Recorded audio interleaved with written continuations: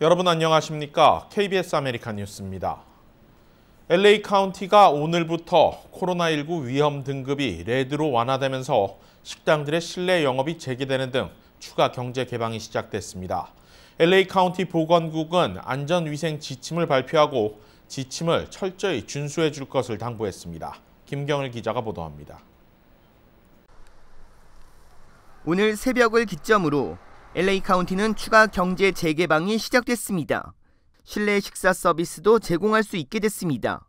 오늘 새벽 12시 1분부터 마스크 사용과 거리 두기, 또 감염 관리 안전 프로토콜을 따르는 다음의 영업장들이 다시 재개할 수 있도록 허가되었습니다. 실내 식사는 전체 수용 인원의 25%로 제한됩니다. 테이블 간 거리는 사회적 거리 두기인 6피트보다 늘어난 8피트로 간격을 두어야 합니다. 테이블당 착석 인원은 6명 이하입니다. 또 테이블당 한 가족 소속이어야 하는 제한을 두고 있습니다. 종업원은 의료용 마스크를 쓰거나 이중 마스크를 착용해야 하고 페이스 쉴드도 써야 합니다. 실내지만 공기도 잘 순환되도록 유지되어야 합니다.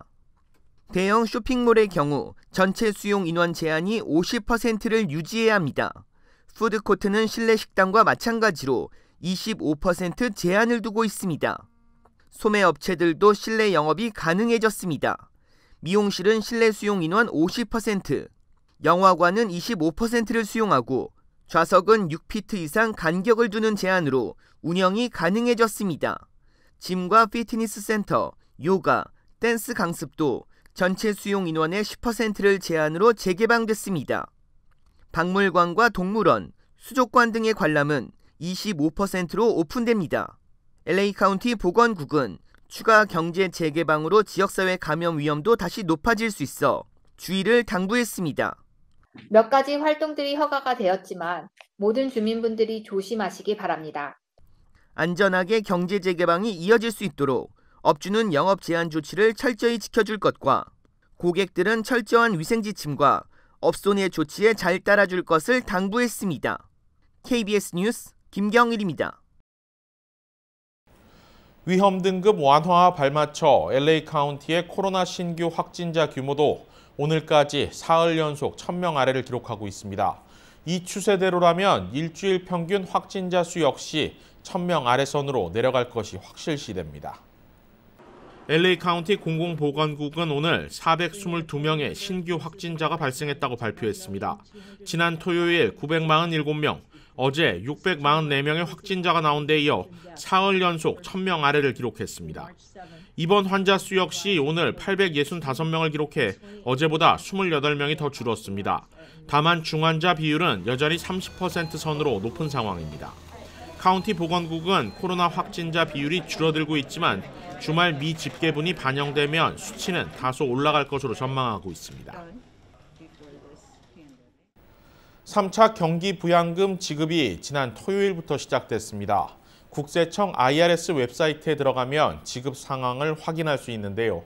박시몬 기자가 자세한 확인 방법 전해드립니다. 조 바이든 행정부의 1조 9천억 달러 구호 패키지가 연방의회를 통과하고 대통령 서명으로 최종 확정되면서 토요일인 지난 13일부터 1인당 1,400달러 현금 지급이 시작됐습니다. 이에 따라 연방국세청 IRS는 오늘부터 웹사이트를 통해 지급 상황을 알아볼 수 있다고 밝혔습니다. 국세청 웹사이트 사용법을 알아보겠습니다. 우선 IRS 웹사이트에 들어갑니다. 상단에 있는 Get My Payment를 클릭합니다.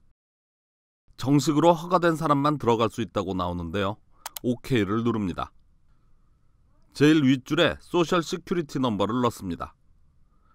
생년월일, 주소, 집코드를 써놓습니다. 컨티뉴를 누르면 날짜와 함께 어떤 경로로 지급된다는 결과가 나옵니다. 만약에 지원금 상황 없음이라는 메시지가 나왔을 경우 이는 IRS에서 아직 지급 처리를 하지 않았거나 지급 대상이 아니라는 뜻입니다. 추가 정보 필요라는 메시지가 나올 경우는 경기부양금이 지급됐지만 우체국에서 반송된 경우입니다. 이럴 경우 세금 보고를 통해 새로운 주소를 IRS에 통보하는 것이 바람직합니다. IRS는 하루 한 번 업데이트되기 때문에 저녁 시간 온라인을 통해 확인하기를 바란다고 전하며 전화 문의는 받지 않는다고 밝혔습니다.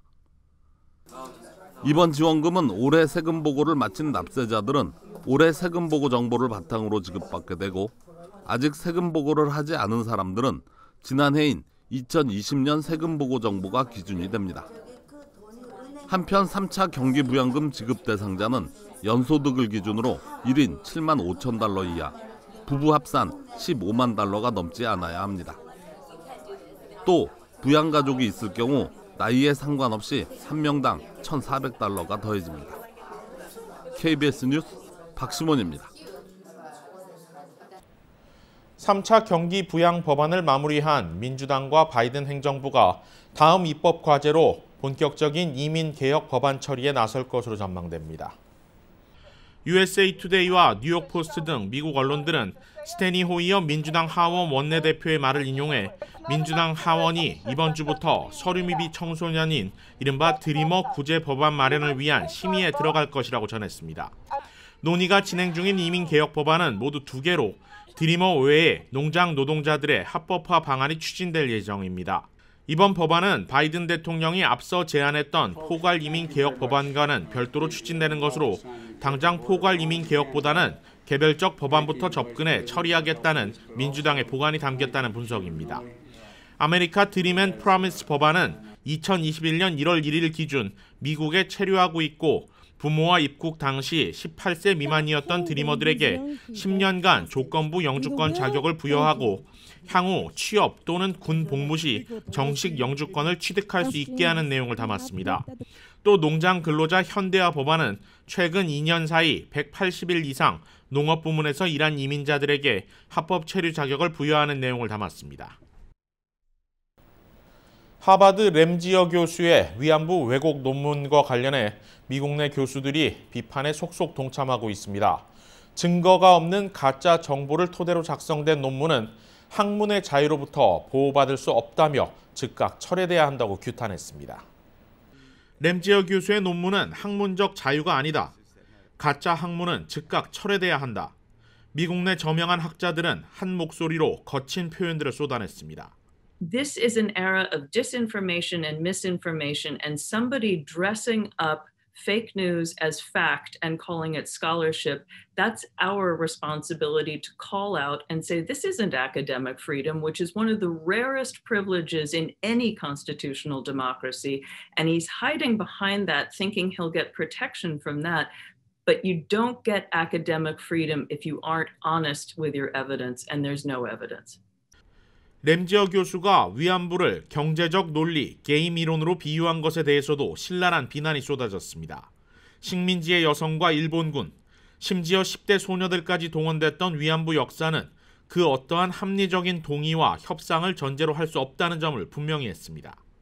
But theories can also sometimes be tragically wrong. Conspiracy theories.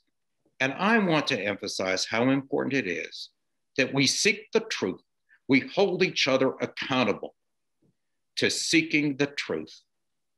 And unfortunately, this paper was a lie. 이날 세미나에서는 특히 일본군 위안부 피해 당사자인 이용수 할머니도 화상으로 참석했습니다. 우리 학자님들도 두려움 없이 나서 주시기 때문에 거짓이 드러나고 진실이 성립했습니다. 미국 내 위안부 풀뿌리 운동 단체인 케어가 주관한 온라인 라운드 테이블은 UC 얼바인 법대 교수 출신 데이브민 캘리포니아주 상원의원이 사회자로 나섰고 미국 내 저명한 국제 정치와 역사학 교수들이 참가했습니다. 아시안 혐오 범죄가 심각한 사회 문제로 대두되고 있는 가운데 이번에는 뉴욕에서 80대 한인 할머니가 아무런 이유 없이 폭행을 당한 사건이 발생했습니다. 제휴사 뉴욕 KBTV가 보도합니다. 뉴욕 화이트플레인스 경찰은 83세 한인 할머니에게 묻지마 폭행을 가한 혐의로 범인 글렌모어 램브레드를 체포했다고 워싱턴 포스트가 보도했습니다. 램브레드는 65세 이상 노인을 폭행한 2급 범죄 혐의로 기소됐고 최대 징역 7년을 선고받을 수 있습니다. 경찰은 램브레드가 노숙자이며 지난 1년간 각종 범죄로 화이트 플레인스 경찰에 4차례 체포된 전력이 있다고 밝혔습니다.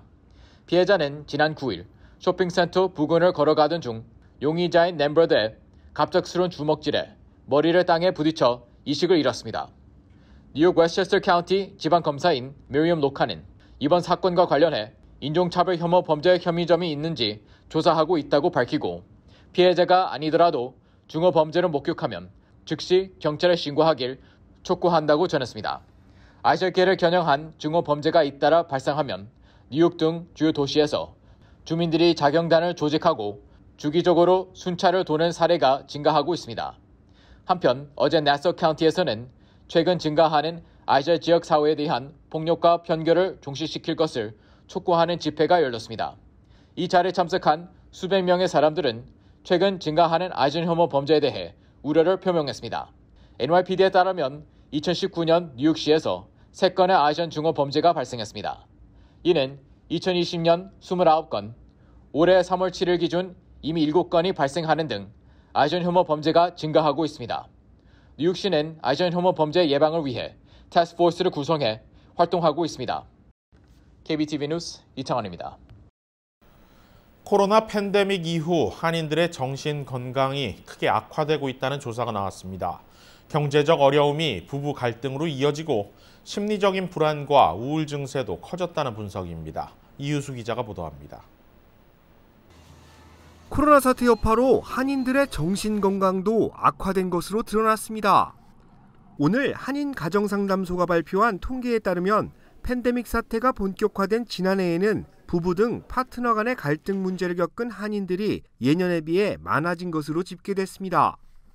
회사나 사업체에 출근하는 시간이 줄어드는 등 사회적 폐쇄에 따라 경제적인 어려움이 찾아왔고 결국 부부 간의 갈등으로 이어진 것으로 볼 수 있습니다. 코로나로 인한 이 mass trauma, 집단 트라우마가 세계 제2차 대전 때 생긴 것보다 오히려 더 심할 거다. 그리고 그 때문에 경제적 그리고 이 심리적인 큰 문제가 올 거다라는 말을 했습니다. 부부간의 갈등 다음으로는 우울증과 불안증을 호소하는 한인들이 많았습니다. 팬데믹 사태 이전과는 확연히 다른 결과였습니다. 우리가 가장 사랑하는 배우자나 애들에게 그 분노가 이렇게 타깃이 되죠. 따라서 이런 문제가 빨리 해결이 되지 않고 내가 이런 일이 있다는 것을 느끼지 못하면은 곧장 가족이 타겟이 되고 결국은 부부 문제나 가정의 파괴가 오게 됩니다. 한인 가정상담소는 집단 트라우마를 이겨내기 위해 정신건강 문제에 대한 상담이 더 활성화되어야 할 것이라고 밝혔습니다. 조속한 상담을 통해 올바른 해결점을 찾는 것이 중요하다는 겁니다. 이 힘든 시기가 코로나 때문에 혹은 오래전부터 겪고 있는 아픔 때문에 트라우마로 남을 확률이 많이 높습니다. 그래서 저희 상담소에서는 한인사회를 돕고자 다음 달 4월 17일 제1회 한인건강 컨퍼런스를 열 예정입니다. 올해의 주제는 트라우마 그리고 힐링입니다. 많은 한인분들이 참여하셔서 도움받을 수 있도록 많은 관심 부탁드립니다. 한인가정상담소의 통계에 따르면 지난해 상담받은 전체 인원 중 정신적 어려움을 가장 많이 호소한 한인들은 연방 빈곤 수준에 해당하는 저소득층입니다. 전체 상담 인원의 76%를 차지했는데 중간소득은 9%, 고소득자들은 2%로 각각 뒤를 이었습니다. KBS 뉴스 이우수입니다. 오늘의 주요 단신입니다. 남가주 지역에 겨울 폭풍이 다시 오면서 눈과 비가 내리고 바람이 불 것으로 기상청은 예보했습니다. 해안가는 0.5인치의 강우량을 보일 것으로 전망됐고 산악지대는 눈이 쌓여 5번 프리웨이 운전자들의 각별한 주의가 요망되고 있습니다. 내일부터는 따뜻한 날씨를 보일 전망입니다. 남가주 지역 평균 휘발유 가격이 계속해서 오르고 있습니다. LA 카운티 평균 휘발유 가격은 $3 89센트로 54차례 인상됐습니다. 가격은 54.2센트 올랐습니다. 오렌지 카운티는 67차례 올라 $3 87센트로 집계됐습니다. 파워볼 당첨금이 또다시 오르고 있습니다. 캘리포니아 복권국은 어제 추첨에서 6자리 숫자를 모두 맞춘 당첨자가 나오지 않았다고 밝혔습니다. 오는 17일 수요일 추첨 당첨금은 200만 달러 올라 1억 8,600만 달러로 오를 전망입니다. 아시아나 항공이 올해 유효기간이 만료되는 마일리지의 유효기간을 내년 말까지 연장한다고 밝혔습니다. 코로나19로 고객들의 마일리지 사용이 어려운 점을 충분히 고려해 12개월 연장했다고 밝혔습니다. 군부 쿠데타가 발생한 미얀마에서 중국이 사실상 군부를 두둔하는 듯한 모습을 보이자 시위대의 불만이 폭발하면서 중국계 공장 수십 곳이 방화로 불에 타는 등 반중 감정이 갈수록 고조되고 있습니다. KBS 아메리카 뉴스 마칩니다. 고맙습니다.